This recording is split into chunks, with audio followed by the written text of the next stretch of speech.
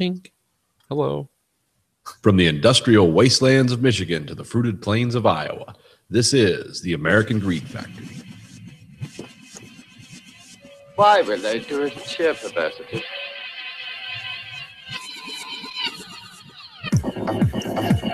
You are the dead. Remain exactly where you are. Make no move until you are ordered. We burn them to ashes and then burn the ashes. That's our official motto. Now we can see you. Clasp your hands behind your heads. Stand out in the middle of the room. Stand back to back. Who can explain the fascination of fire? What draws us to it, whether we're young or old? Here comes a candle to light you to bed. Here comes a chopper to chop off your head.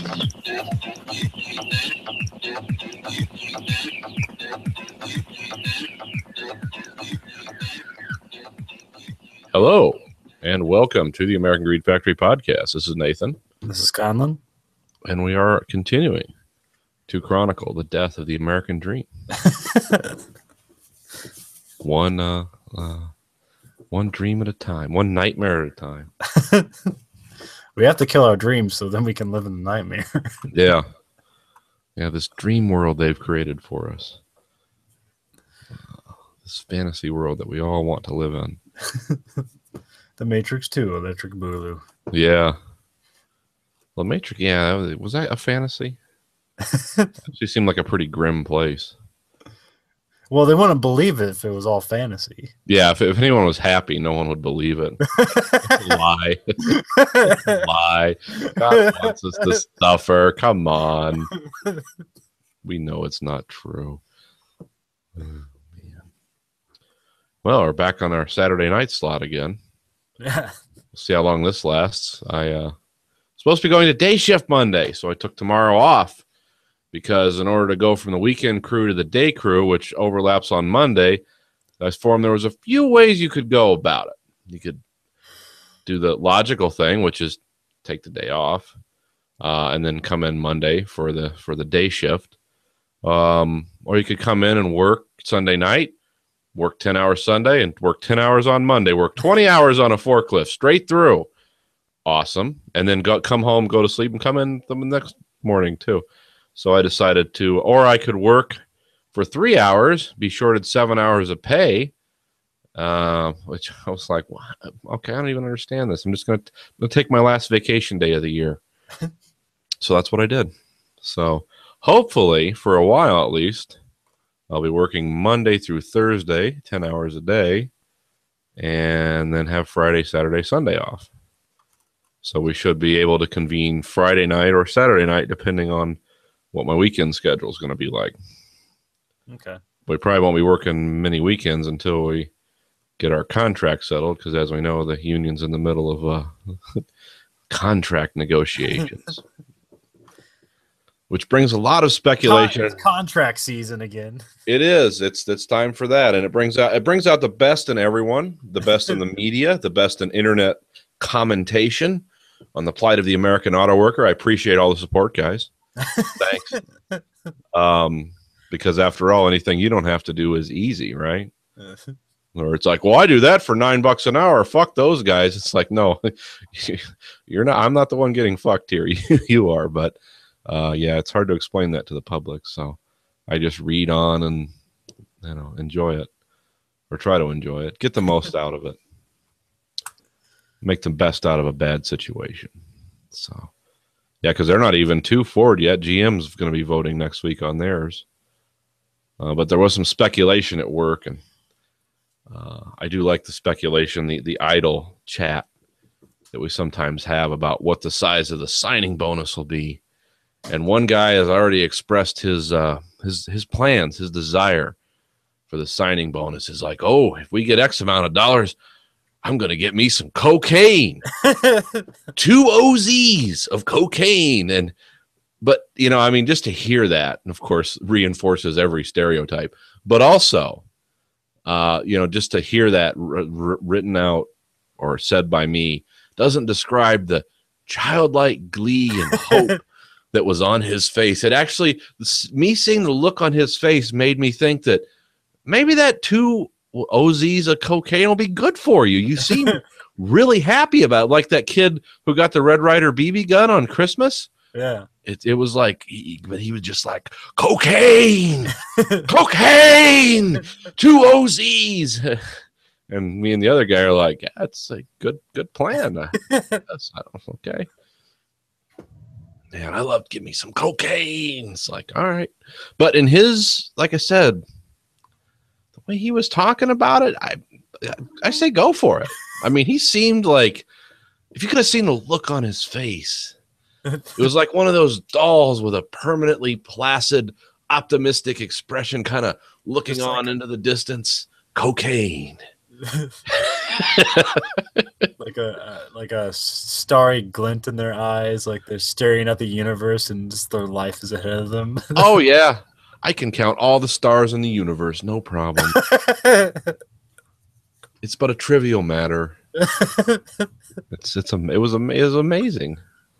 Is there any opposite end of that? Is there any people like, hey, what I'm going to do with my early retirement contract? Yeah, I don't know. Yeah, there is an opposite end of I can buy TVs, cocaine, or save my money. There's the fuck bonuses. I owe $20,000 or $50,000 in child support. Like, I'm never going to see any of that money. Fuck everyone. Let's just go on strike. So, because if I make less money, the bitch won't get as much. And it's like, yeah, there is another side to that. I will take the glee of the hope of cocaine over the misery of failed marriages and show title already. Yeah, the hope of cocaine. The hope of cocaine. Yeah, I'll take that over the people who get bitter about. Bitch, I owe that bitch $179,000 in child support. Is like, that's a lot of child support, dude. That's like a major chunk of a mortgage worth of child support. How'd you get that far behind? You've only had this job 20 years. I mean, where did you fall off the wagon? Am I going to hear another cocaine analogy? But yeah, that was when I heard that made my day. I laughed out loud. I was like, go for it, dude. No, the hope of cocaine. Where does that fall in the wheel of time? Yeah, right after Dagger of the Mind. Oh, yeah, that was wow. Sometimes I love it when people are just honest like that. I'm going to invest it properly. No. It's going to come out of it's all going to disappear into a little. I'm going to invest in my 401k. Yeah. And when my retirement comes, I'll go to Europe and visit the Swindlehoons. Yeah. Nope. Cocaine. Cocaine. My bonus will disappear into a tincture bottle of white powder. I won't have anything to show for it but memories. I'll have stories, and I'll subvert the American economy once again. I'll black market that shit. Yeah, I mean, like I said, at least he's honest. God love him. And he seemed genuinely excited about the prospect. I got a hookup and everything. Oh, yeah, there's no problem. Trust me, half the fucking people I worked with over the years, I think. I always like it when the manage, because when the guys on the floor, like the people like me, when they do it, it's like that. It's like cocaine, everyone's grinding their teeth and what's going on. But I like it when the bosses are doing it too. But they think they're like wizards or something. It's like, I'm a magical, intelligent person. No, you're fucking whacked out on coke. Okay, you're no better than this guy over here. You just have a little better grammar, maybe a little more self-control. You're not a wizard. You're not a magician. Listen to my ideas. No. I never felt so alive. Do you know what's Yeah. pop rocks in your eyeballs? No, these coke-fueled fantasies about how you're going to be CEO or not. It's not how I'm going to waste my time. Yeah.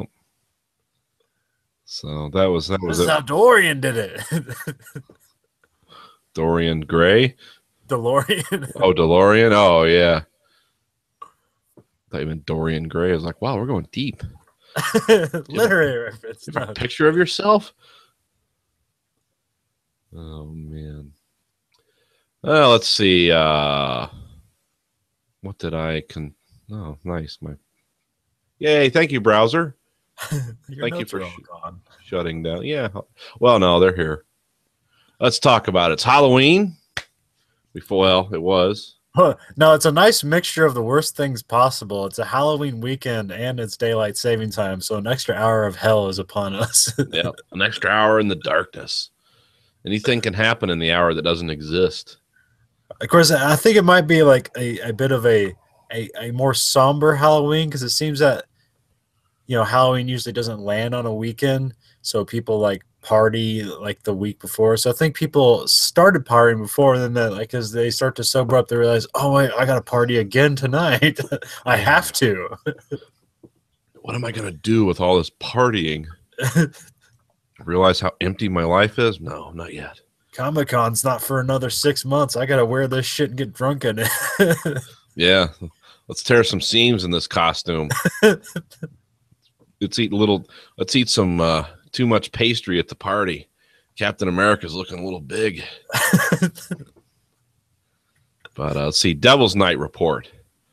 In Detroit again, it's always on decline. This year is no different. Less houses to burn down every year. Yeah, it's not happening because people are banding together. No. Well, however, it's spread now to Flint, Saginaw, and Pontiac, which are just the other giant ghettos in this state. So, but yeah, the Devil's Night's kind of Detroit's burnt out. There's no more life in that log, so we're gonna go to the next Yule log, which is Flint, and then Pontiac and Saginaw. Appropriately named Flint. Yeah, appropriately. A tinder.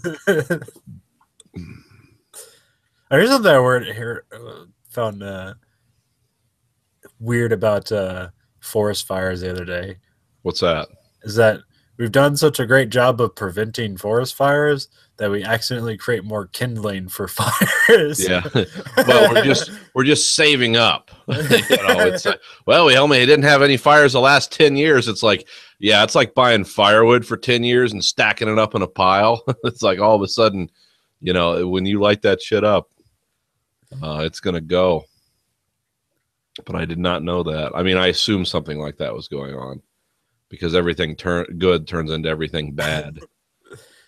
Well, it's just that, it was back in the day when they started it. It was like one forest fire would rage on and nobody could stop it, and it would kill like 80,000 people or something. No, not really, but yeah, I don't think we ever had storms like that raging across America.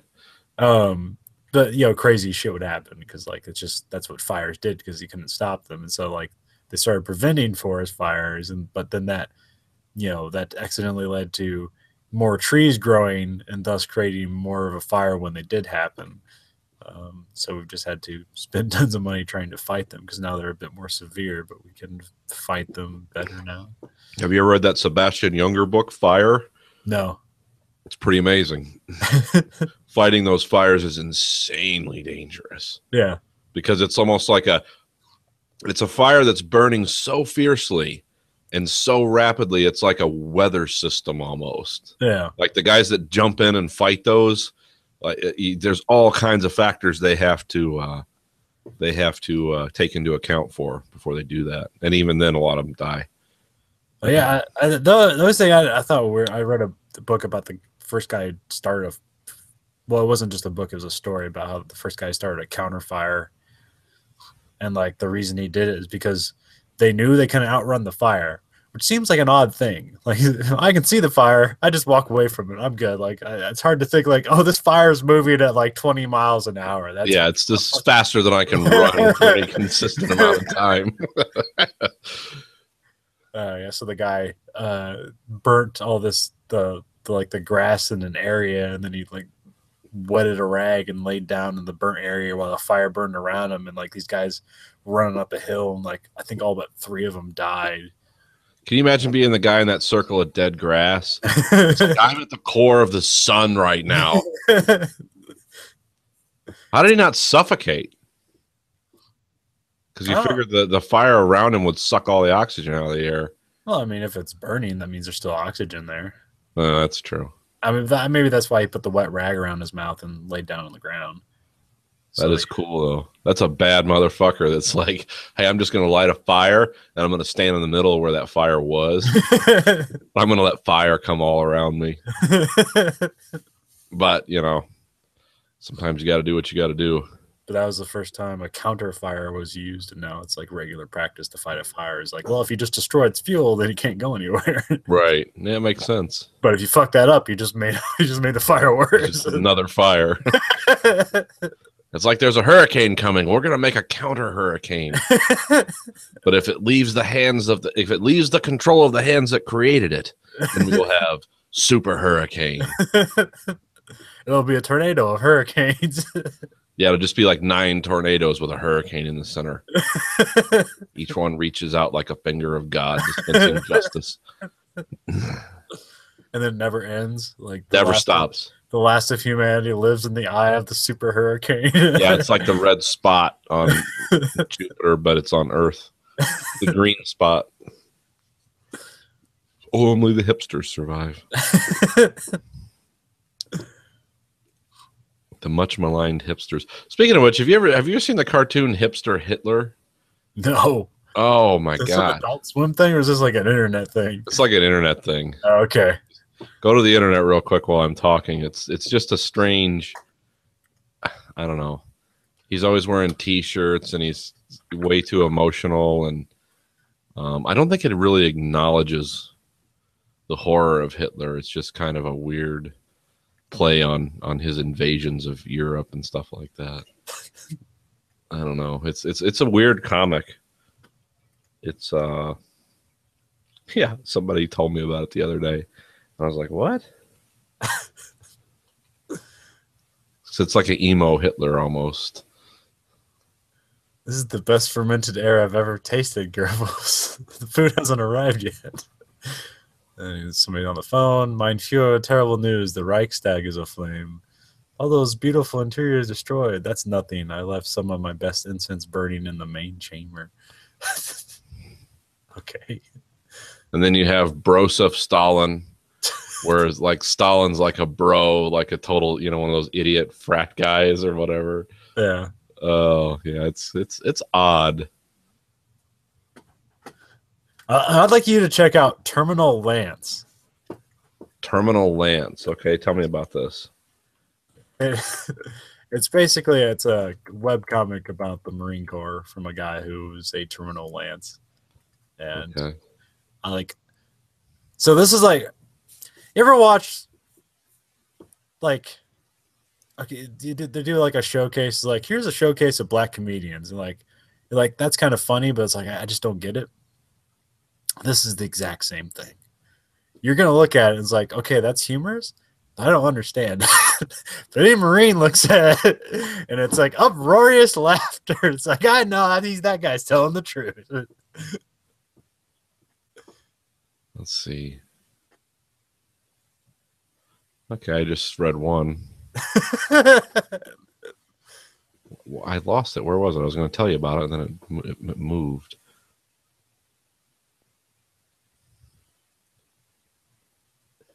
Oh, the guy was late to formation.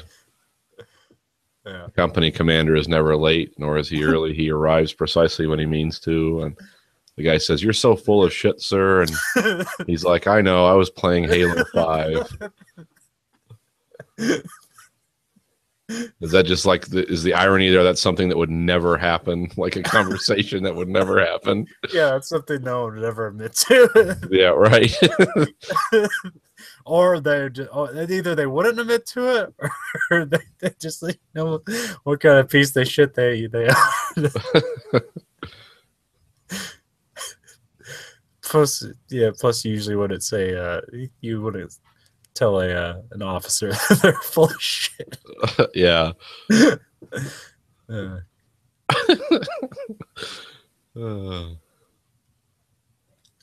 me go to the archives. Do random, see if you understand any of this shit. I do not understand much military stuff out of, let's see.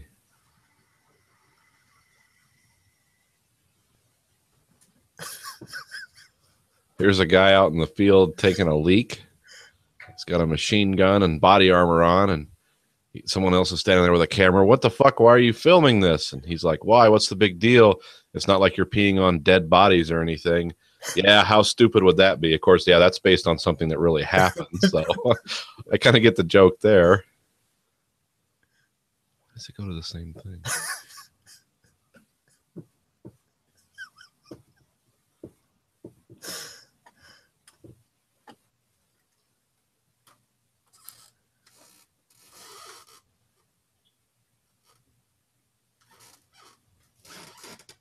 Go to the first one.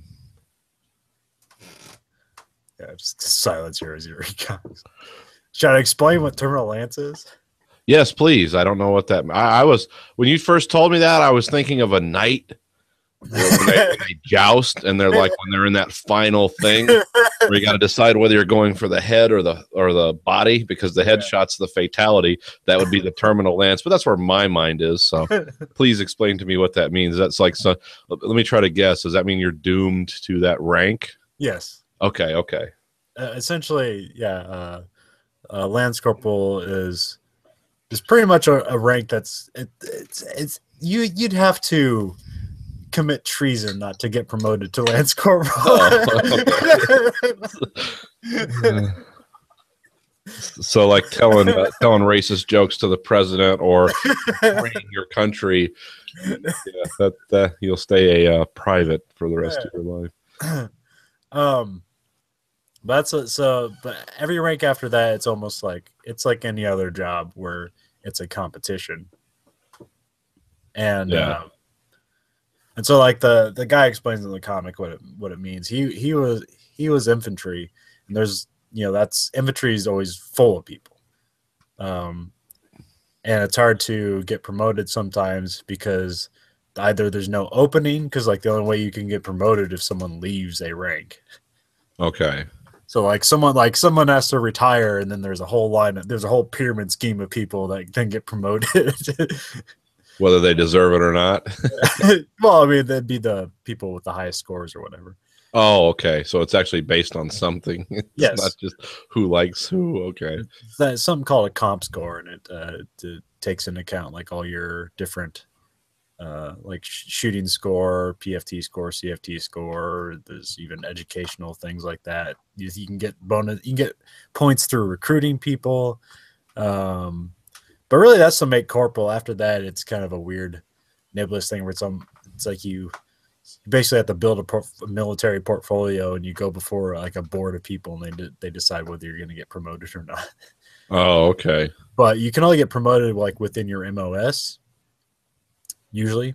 Okay. So if no one ever retires in your MOS, then there's never an opening to get promoted to.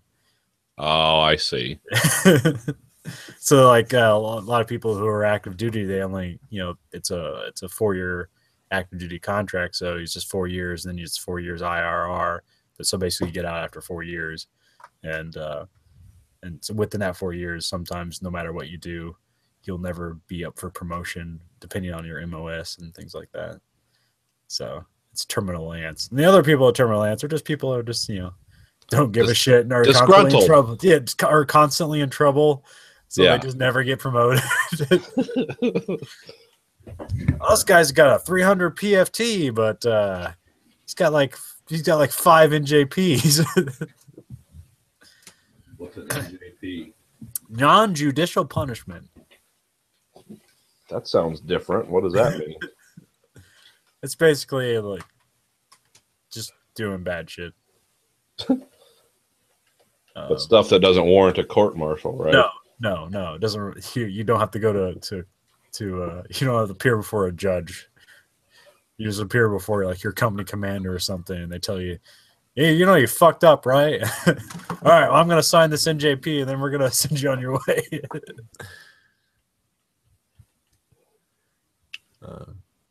Yeah, what was I going to ask you about? There was a book that I can't remember now. What was that? Oh, I can't think of it. What book? What was the book about?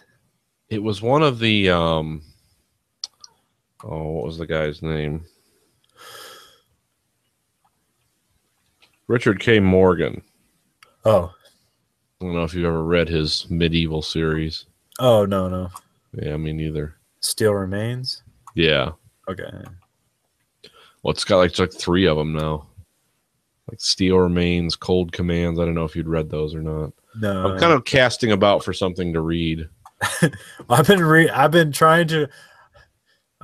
Peridio Street Station, or I've been listening to it, really. Yeah, the most painfully created steampunk novel ever written. Yeah. Oh yeah. It's yeah, I haven't been able to get through it because that book is just so disgusting. And it almost does nothing. It's just the world is so fucking dirty. And it's described elaborately. And I don't even know what the fuck is going on.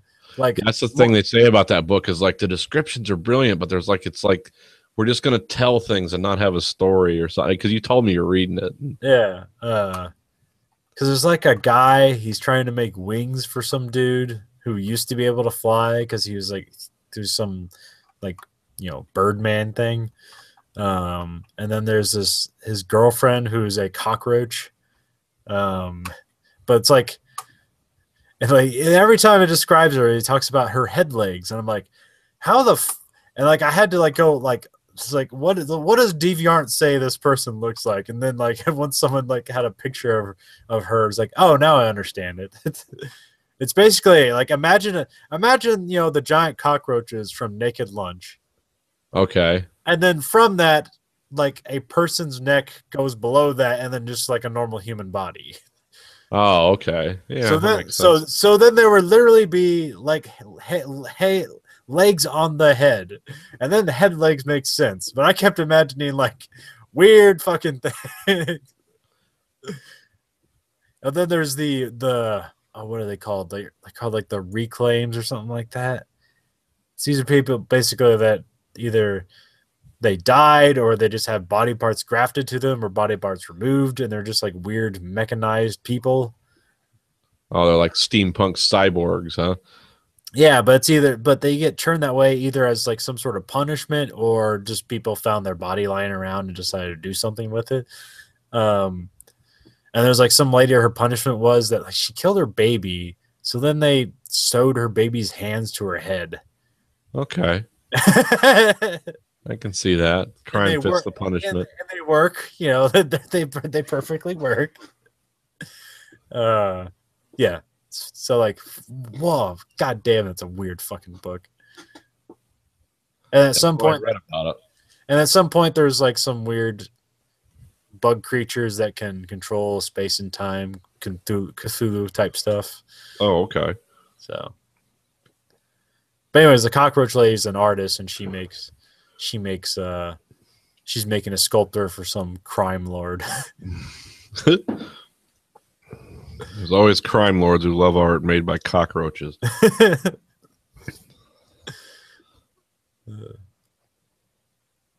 So yeah, that's a weird fucking book. Sounds like it. Yeah, I'm trying to find out what I'm going to read next. Like I said, my life has been so turned upside down the last couple months. I'm hoping things get back to normal. It probably won't, though. Let me tell you what's going to happen. I'm going to go into work Monday. Who are you? You're not supposed to be here. Yeah, I am. I filled out the paperwork twice. It's just you never acknowledged it. So they told me to come on in. Who are they? Well, we don't need you here. And yeah, so then there'll be some weird journey. That or they'll have me do something horrible, like because I pissed them off just by existing. It's like, your job is to pick up toothpicks with a forklift. We need 50 toothpicks an hour or you're fired. We an ID 10T form? Yeah. Oh, yeah, it'd be nice if there were forms in it, like a bureaucracy, but it's just chaos. Who are you? Am I paying you? Oh, yeah. There's something I forgot about the controller that's on here that I haven't used yet. Okay. There's a audio port right there. Like you can put normal headphones, and if your headphones has a mic to it, you can plug that in there. That's good. Because I guess they don't. Because that's what it. looks like normally it's not there. That thing. Yeah, you got to buy the little kit. Yeah. So for $150, they don't soak you for that. Yeah. That's nice of them. Actually, like the company that makes this, they actually make like conversion kits for the old controllers that you can do something like this, but it's like these weird things you like attach to the controller, and it like they come around and they press the buttons on the back but they're like hooked to the controller, so they look like you press these paddles on the back and then they physically touch the buttons on the front. Yeah, I've seen those things. This Don't think also it'd work as well. Yeah, this one also has an app for the Xbox, so you can map the controllers however you want it. Huh. So, That's next level stuff. but I haven't downloaded the app yet. So. Speaking of app, did you hear that Apple's getting sued? Aren't they always getting sued? Well, no, they're getting sued by their customers. Oh, Not by, someone who, hey, we stole your idea fair and square. How dare you make it, like Samsung. It's like, what do you mean Apple made the first smart or, touchscreen smartphone? That's not true. But they, or at least the first one anyone ever heard of. They put something on this last update called Wi-Fi Assist, which basically means if your Wi-Fi is not working well, kicks on your data for you. It's a helper. To help you out. And people got these rock'em sock'em phone bills. Now, see, we got warned about it. Our carrier warned us, like, turn that off unless you have, unless you like big phone bills. Because we don't have a lot of data between us, or I don't know what we have. We have 3 of them, and I think there's like 10 gigs between us or something a month. I don't know. We've never exceeded it. I know that. yeah. I have unlimited data, but it just gets throttled if you really go through it. Yeah, no, we have a certain limit, but like I said, we're with Verizon, and we have to be with them because it's like unlimited service everywhere. So they have other options, and they have places where you can get unlimited data, but don't stand near a tree or open a bag of chips near your phone because you won't get a signal.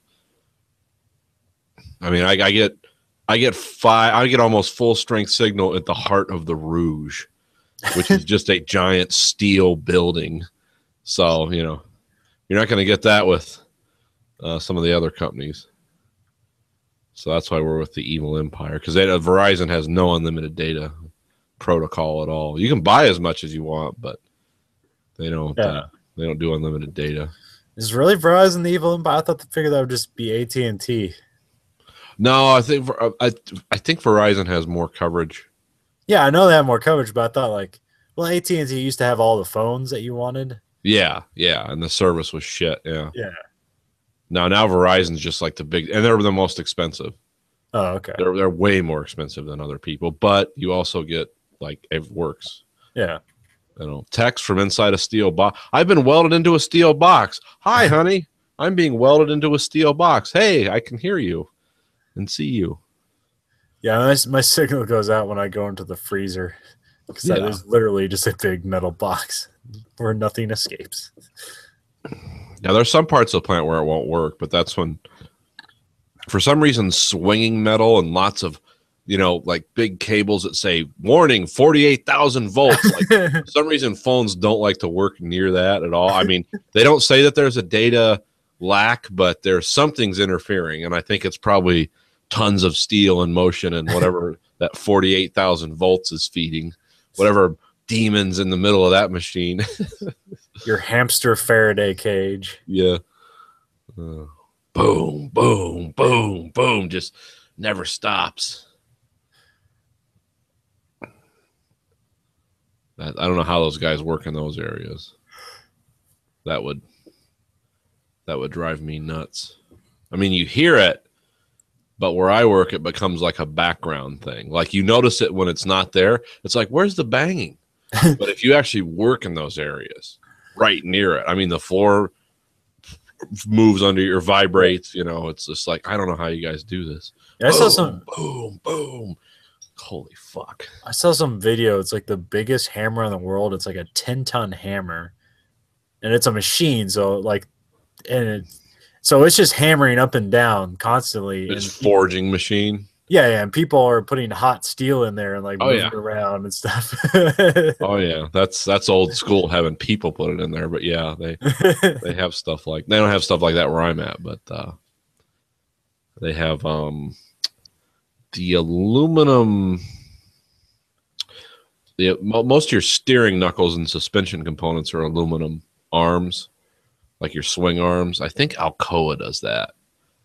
But yeah, it's like a blotch. It looks like a sperm of aluminum just is shot out, and then this big machine like pounds it, and then it comes out an aluminum steering knuckle. And Mercedes was, I think they were the first people to do it, but now everyone does it. Yeah. But yeah, I saw that machine in action in Sylacauga, Alabama. Some miserable guys tonging that shit in there. Because what they do is they get the aluminum to where it was like in a they called it like a plasticine state where it was almost molten but not quite, to where you could pick it up. And like I said, it looked like a big blob of sperm. And then the guys would tong it in the machine and then hit the button and boom, a steering knuckle would come out. But yeah, I don't know. I don't know much. I know everyone does it now, but I don't know who, how, or where they do it. Because some of them are welded and some of them aren't. But yeah, the ones where they do steel, where they put like the cylindrical things in, and then that big hammer swings around. Now that's those are usually like steam fitting accessories and stuff. There's very few things that require shit that's that hardcore. Are you looking for it right now? Yeah, I'm trying to. Just look up Bethlehem Steel forging hammer or something. That's probably what it was. That stuff's all done in China now. Yeah, I thought it was either like in Germany or Norway or something. Oh, okay. I found something similar. It's like the hammer I was looking at, but it was the hammer I remember was bigger. But I typed in the hammer of Thor. Probably. Yeah. It's Mjolnir. I typed in world's largest hammer, and then like it gave you like exactly what you're like an old school hammer, just like but like a replica. It doesn't actually do anything. Oh, I see. Just a giant claw hammer. Yes. Like, aren't we clever? Oh. Find that later. I've seen Ford. Yeah, I've heard about. You can find that. Yeah, it's not. Yeah, it's just a thing that pounds down. But there's like dudes like around it, and they're holding they're tonging in yes hot steel. Are you clear, Ed? What? Boom! And then the bars go through his brain. Like, oops, I guess Ed wasn't clear. We can't hear each other over this rhythmic pounding. Yeah. This what they used to do. I'd like to see like somebody take like a tour on the plant and they get to there where that thing's working and it's like boom, boom, boom. If Transformers were real, this is what it would feel like. Yeah. When Optimus Prime is running down a road surface, this is what it would be like.